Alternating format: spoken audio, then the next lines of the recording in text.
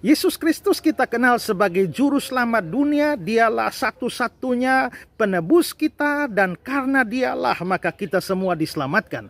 Tapi ada orang bertanya, mengapa harus Yesus? Jikalau memang dunia membutuhkan seorang juru selamat, mengapa juru selamatnya harus Yesus dari Nazaret dan bukan manusia yang lain di kolong langit ini? Nah, begini saudara, kita semua butuh juru selamat, tetapi juru selamatnya tidak bisa sembarang orang. Harus ada syarat dari juru selamat itu. Nah, syaratnya apa? Yang pertama adalah juru selamat itu harus manusia.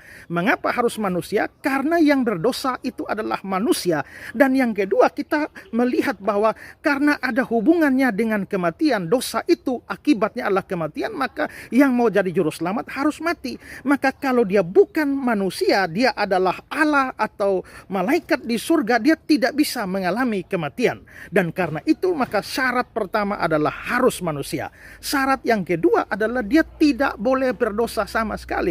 Karena dia mau mengganti posisi manusia berdosa, dia mau menanggung hukuman orang berdosa. Kalau dia sendiri berdosa, maka dia sendiri sebenarnya menanggung hukuman untuk dirinya. Dia tidak layak menjadi juru selamat, bahkan dia membutuhkan juru selamat. Dialah yang harus ditebus, harus diselamatkan. Karena itulah maka juru selamat tidak boleh berdosa satupun. Syarat pertama harus manusia, syarat kedua tidak boleh berdosa. Nah, bagaimana kita menemukan seorang yang memenuhi persyaratan ini? Kalau kita mencari hanya sekedar manusia, di dunia ini manusia banyak, tapi siapakah manusia yang tidak berdosa? Satupun tidak ada. Semua keturunan Adam adalah orang berdosa. Nah, tapi kalau kita cari misalnya di surga, kita bertemu dengan Allah.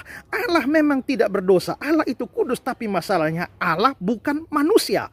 Jadi di sini ada syarat nomor 1, tidak ada syarat nomor 2. Di sana ada syarat nomor 2, tapi tidak ada syarat nomor 1. Jadi bagaimana kita menemukan seorang juru selamat? Seorang manusia tanpa dosa.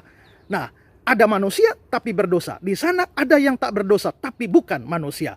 Tapi Allah adalah Allah yang tidak kehabisan akal. Allah mempunyai solusi satu-satunya, yaitu Allah yang tidak berdosa itu jelma jadi manusia. Karena dia jelma jadi manusia, maka sekarang syarat pertama terpenuhi, yaitu seorang manusia.